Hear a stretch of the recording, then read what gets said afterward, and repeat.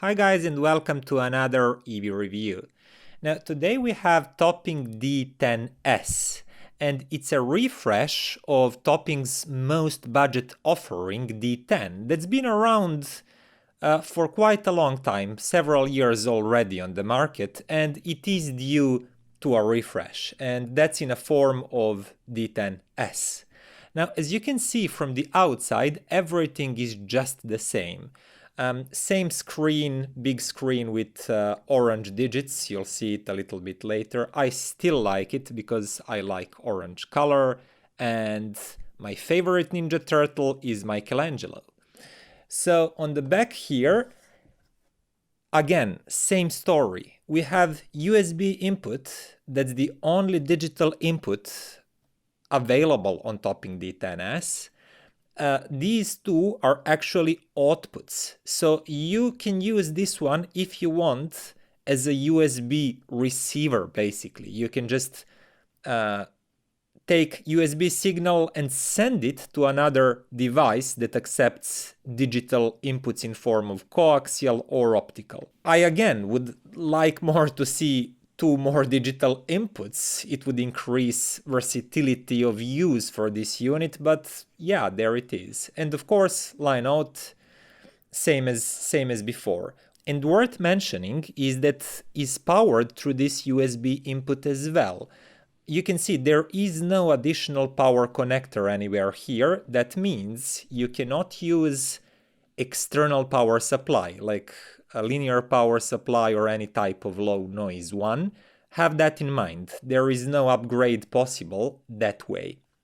Okay, so that's basically it. From the outside, it's the exact same unit, but on the inside, there are new features. It's like completely new Saber DAC, higher tier than before, than the one used in original D10. I suppose there's some new analog circuitry and things like that, but let me quickly connect it and we'll continue talking about it. Okay, and now we're connected. You can see the display is everything is the same as before. You just read sample rate and type of files received. There's no other function for the display because you don't have any controls, you don't have any remote control. There are no selectable filters or anything like that. How do you turn it off? Well, you don't. When power on the USB input is off, that means when you turn off your PC, it will go off automatically, it will turn on automatically with it too. That's it, very simple. But let's move to the most important part, and that's sound quality. I can tell you immediately that the sound definitely improved compared to original D10. Now, I don't have original D10 with me currently, I did not compare them directly, but I remember comparing D10 with several other DACs. I remember well how I graded it, and I can tell you D10s is definitely better sounding DAC. And only for that, this slight increase in price is totally worth it. Now, I'll start with saying that its sound quality is really well balanced.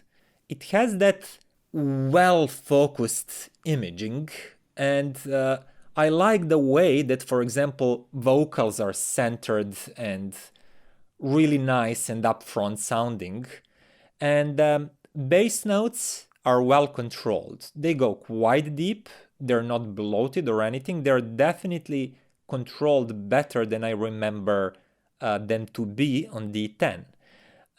Again, mid-range is present, full, and there's a lot of details everywhere, but they're never presented in an annoying type of way. For example, like harsh, too analytical, too bright or anything. And that's an achievement. I definitely see Topping coming a long way from the first generation of DACs that were quite good for their price and for their time, but whole new series like D10s, E30, D50s is like really decent upgrade in terms of sound quality. And that said, I went on and compared it with a few devices of similar price that I had at hand.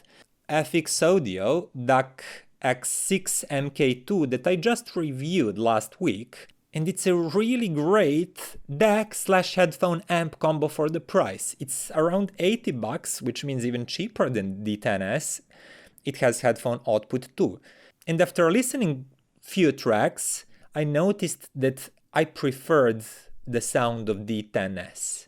Why is that? Because it has slightly fuller sound signature, slightly fuller vocals, and it doesn't have that slight harshness and analytical presentation that this one does. So choosing between these two only for their sound capabilities, I would go for D10s. I still can't hold it against X6 MKII because it's a DAC/amp, it has Bluetooth, it has more digital inputs, and it costs less. But purely for the sound quality, D10s has a slight lead over this one. And that's already a good start because this is a really decent budget DAC.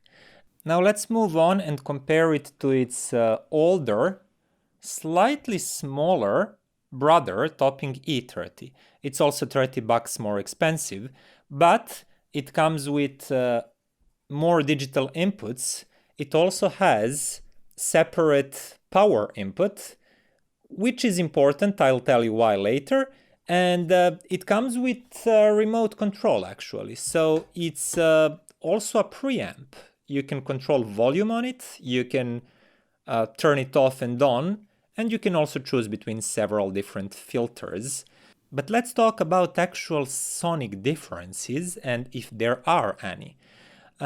First of all, E30 sounds a little bit more spacious, like soundstage is a little bit wider and it has a little bit brighter sound character, especially up top, like upper mid-range, higher frequencies, they do sound a little bit brighter, maybe like there's a touch more details in them. D10s, on the other hand, has like something that I would call firmer focus, like firmer center of the soundstage. And bass notes are also slightly fuller and slightly softer maybe on E30.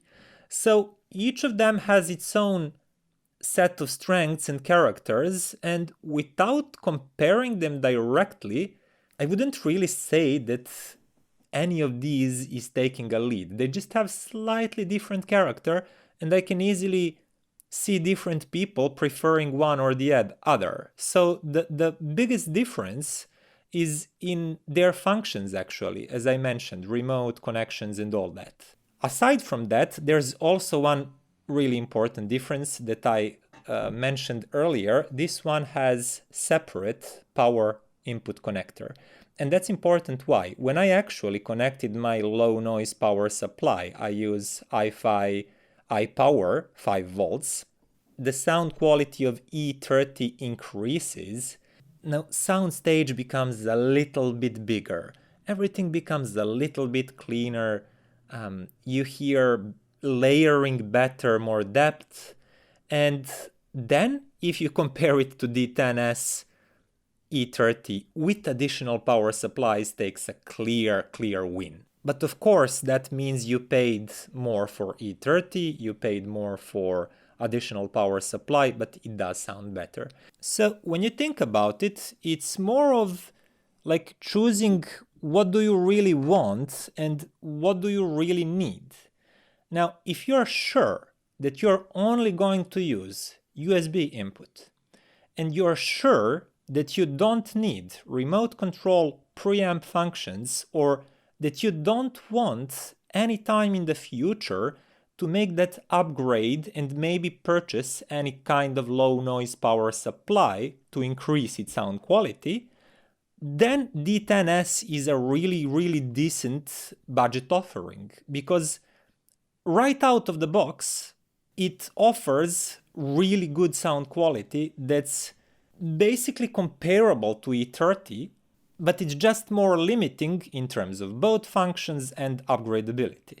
If you're okay with that, then I'm okay with recommending it to you. But personally, I feel that the difference, price difference, is not really all that big. I would just go for E30 just to make my mind at ease if I ever need any of those additional functions in the upgradability. But for what it is, D10s is really nice little device. It sounds good, it works as promised, it's simple to connect, simple to use, that's all. And that would be all for today, guys. If you like this video, please click like, subscribe, and share it with your friends so you can help this channel grow and bring even more interesting reviews. Thank you for watching and see you next time.